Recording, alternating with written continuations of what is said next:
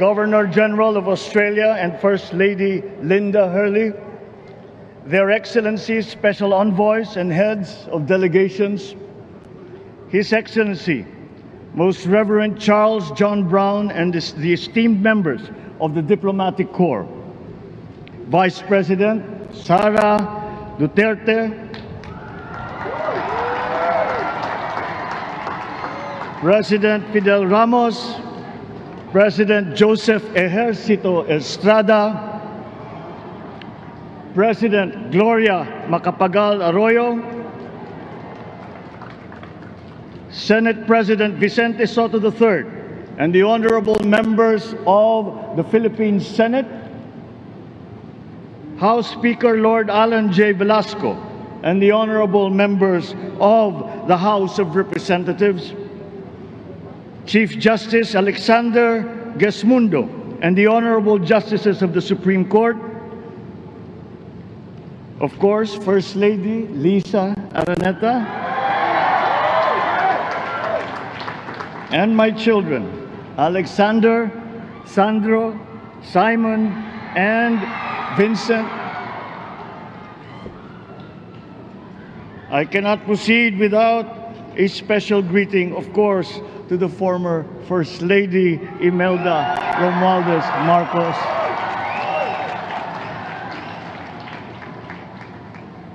other distinguished guests, ladies and gentlemen, my friends, ang aking minamahal na mga kababayan,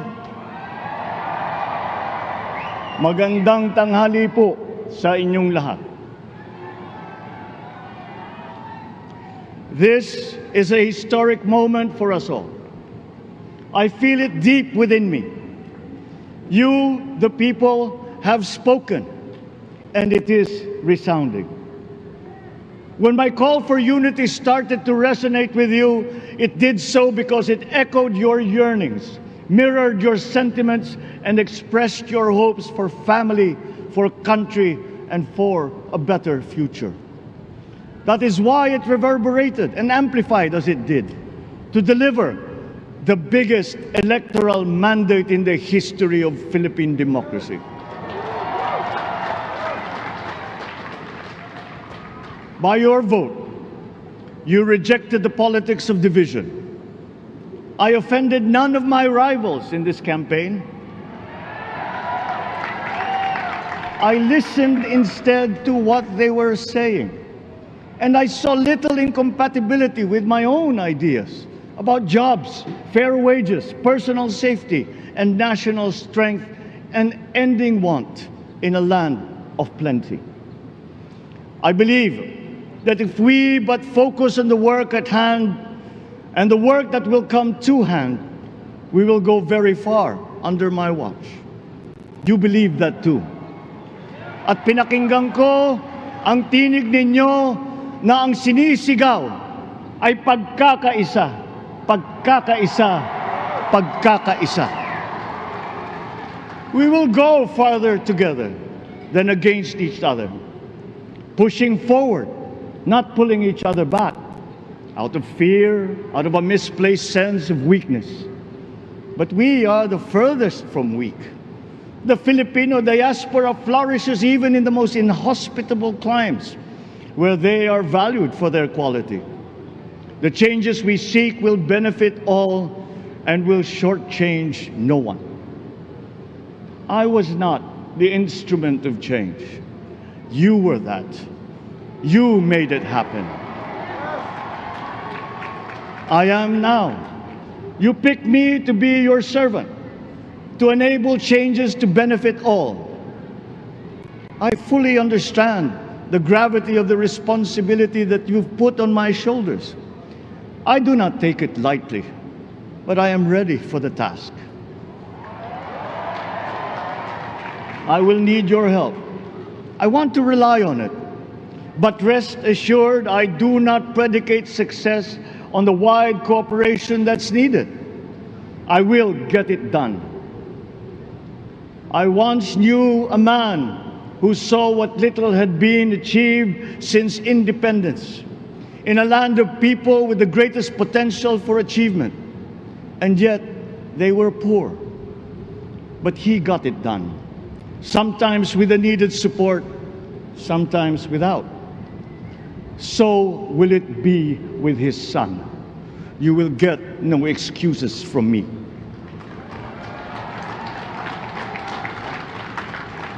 I am here not to talk about the past.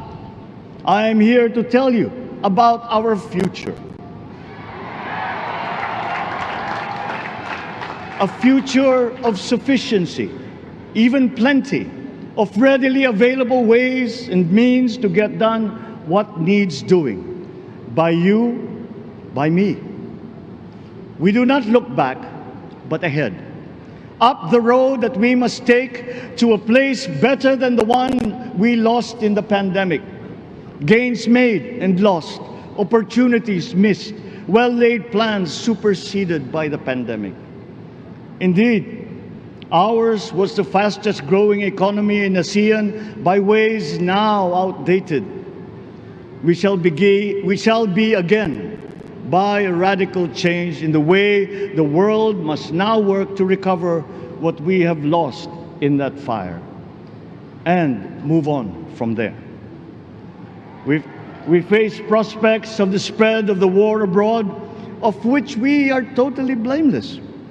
We seek friendship with all. But countries like ours will bear the brunt of it.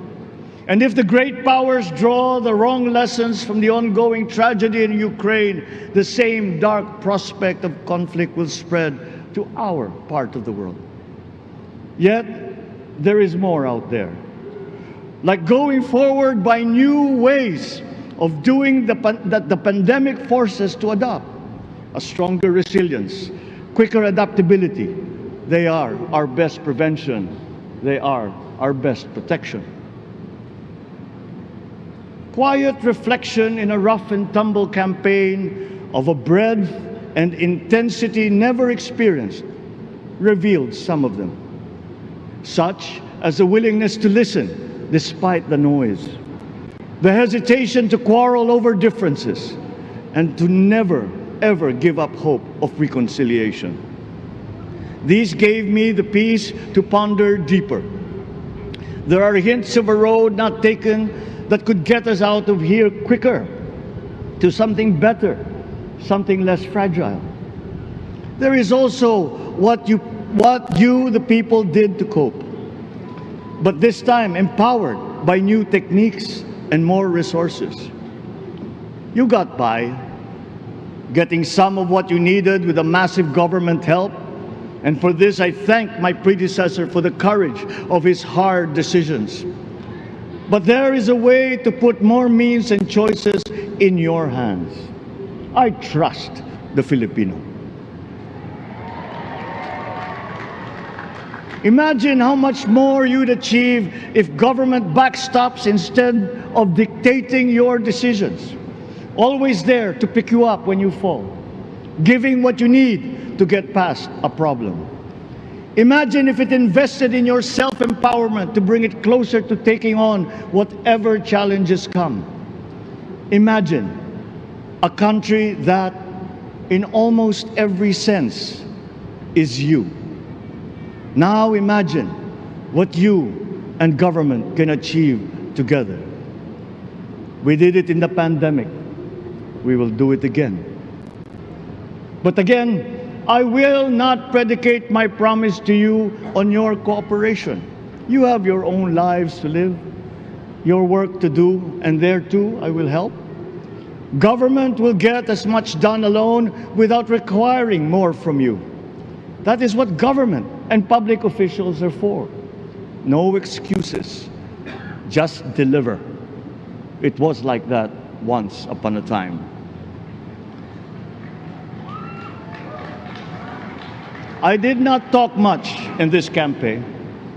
I did not bother to think of rebutting my rivals. Instead, I searched for promising approaches better than the usual solutions. I listened to you. I did not lecture you who has the biggest stake in our success. And the forthcoming State of the Nation will tell you exactly how we shall get this done. In this fresh chapter of our history, I extend my hand to all Filipinos. Come, let us put our shoulders to the wheel and give that wheel a faster turn to repair and to rebuild and to address challenges in new ways, to provide what all Filipinos need, to be all that we can. We are here to repair a house divided, to make it whole, and to stand strong again in the Bayanihan way, expressive of our nature as Filipinos. We shall seek, not scorn, dialogue. Listen respectfully to contrary views. Be open to suggestions coming from hard thinking and unsparing judgment. But always from us, Filipinos. We can trust no one else when it comes to what is best for us. Past history has often proven that. Solutions from outside divided us. None deepened our understanding. They were always at our expense. Never forget, we are Filipinos. One nation, one republic, indivisible.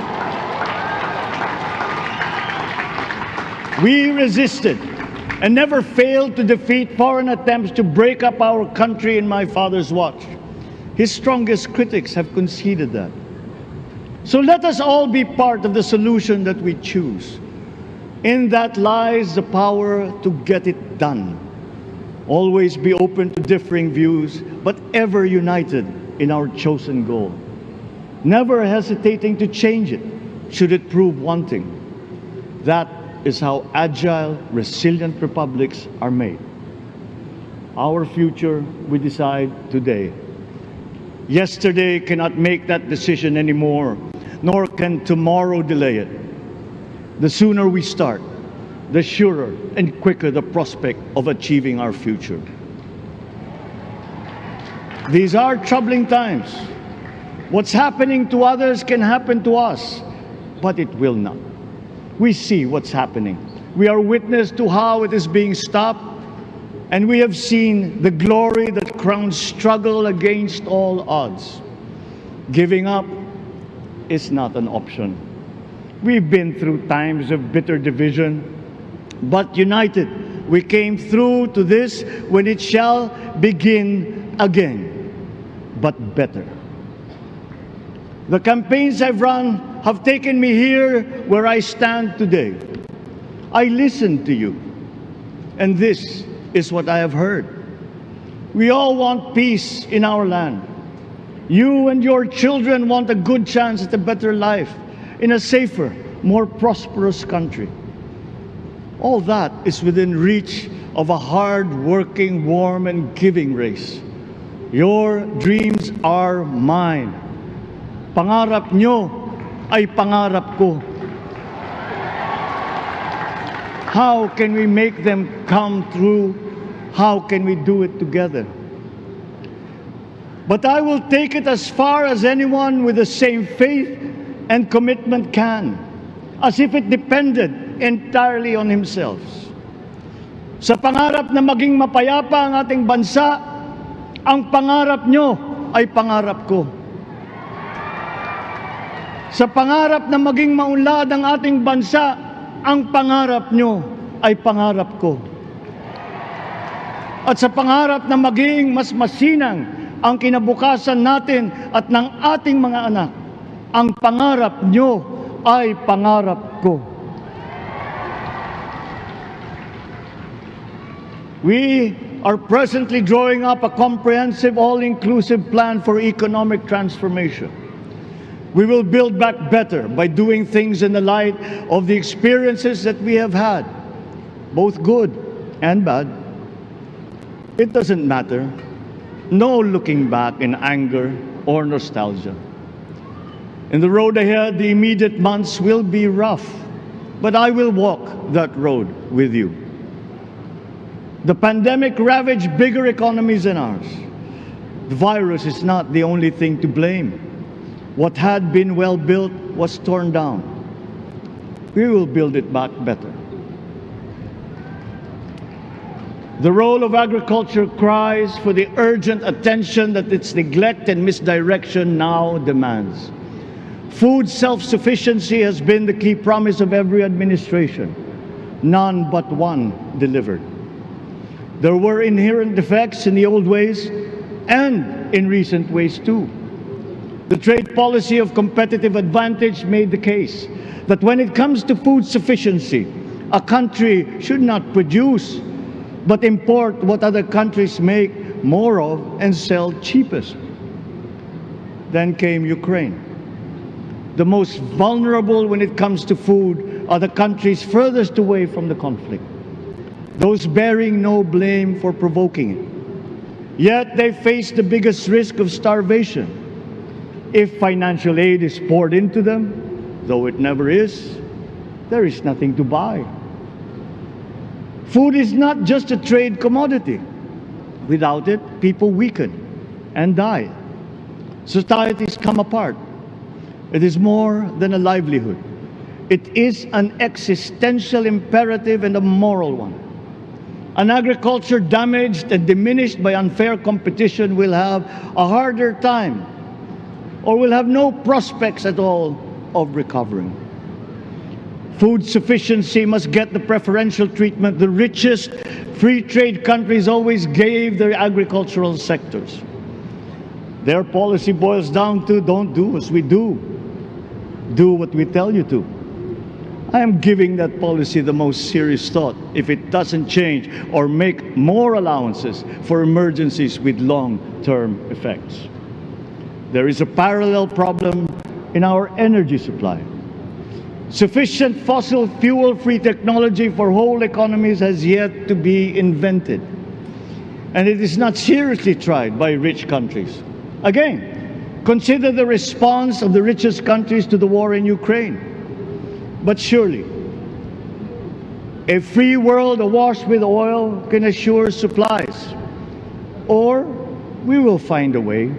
We are not far from oil and gas reserves that have already been developed. What we teach in our schools, the materials used must be rethought. I am not talking about history. I am talking about the basics, the sciences, sharpening theoretical aptitude and imparting vocational skills, such as in the German example, alongside the national language with equal emphasis and facility in a global language, which we had and lost. Let us give OFWs all the advantages we can for them to survive and to thrive. Our teachers from elementary up are heroes fighting ignorance with poor paper weapons.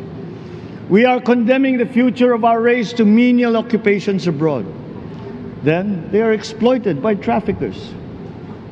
Once we had an education system that prepared coming generations for more and better jobs. There is hope for a comeback. Vice President and soon-to-be Secretary of Education, Sara Duterte Carpio, will fit that mission to a T. We won't be caught unprepared, under-equipped, and understaffed to fight the next pandemic. To start with, we never got over the pandemic of poor, if any, free public health. The last major upgrade of a public health system, exemplified by the resources poured into PGH, predates the current shambles by 3 generations. Our nurses are the best in the world. They acquitted themselves with the highest distinction abroad, having suffered even the highest casualties. With the same exemplary dedication, at home, they just got by. They are out there because we cannot pay them for the same risk and workload that we have back here. There will be changes starting tomorrow. I am confident because I have an OPLEC in my cabinet. There were shortcomings in the COVID response. We will fix them. Out in the open. No more secrets in public health. Remember, I speak from experience. I was among the first to get COVID. It was not a walk in the park. My father built more and better roads, produced more rice than all administrations before his. President Rodrigo Roa Duterte built more and better than all the administrations succeeding my father's. Much has been built, and so well, that the economic dogma of dispersing industry to develop the least likely places has been upturned. Development was brought to them. Investors are now setting up industries along the promising routes built. And yet, the potential of this country is not exhausted. Following these giant steps, continue to build. I will complete on schedule the projects that have been started. I'm not interested in taking credit. I want to build on success that's already happening. We will be presenting the public with a comprehensive infrastructure plan. 6 years could be just about enough time. No part of our country will be neglected. Progress will be made wherever there are Filipinos, so no investment is wasted. The recovery of Philippine tourism, with its emphasis on accessing nature's beauty, I am sure will exceed expectations. And bigger is not always better, but there's something to be said for economies of scale. And yet the country invites investments in fast-rising industries with quick returns, and inflicts irreparable damage for future generations. We have yet to see large-scale practical solutions to pollution, though some are beginning to emerge. But there are tried and proven new ways of mitigation. Blades have been turning over the sand dunes of Ilocos Norte, harnessing a power all around but unseen long before this day. I built them. The rich world talks a great deal but does a lot less about it than those with much less, but who suffer more death and destruction from climate change and lack of adaptation. We will look to our partners and friends to help the Philippines, who, despite having a very small carbon footprint, is at the highest risk.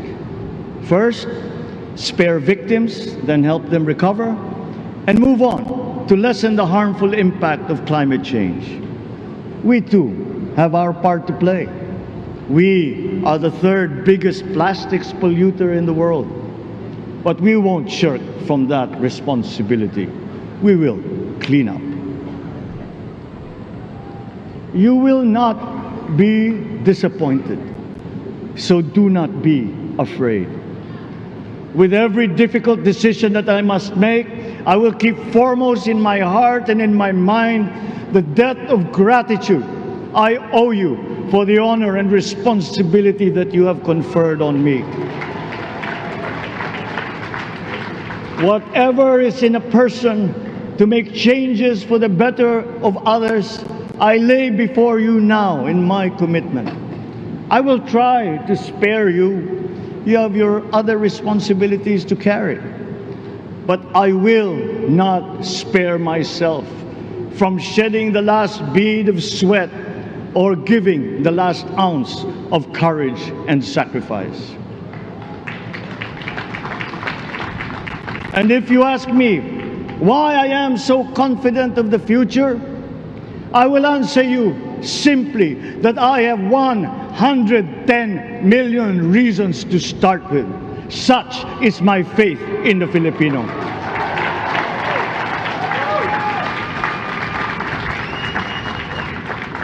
Believe, have hope. The sun also rises like it did today and as it will tomorrow.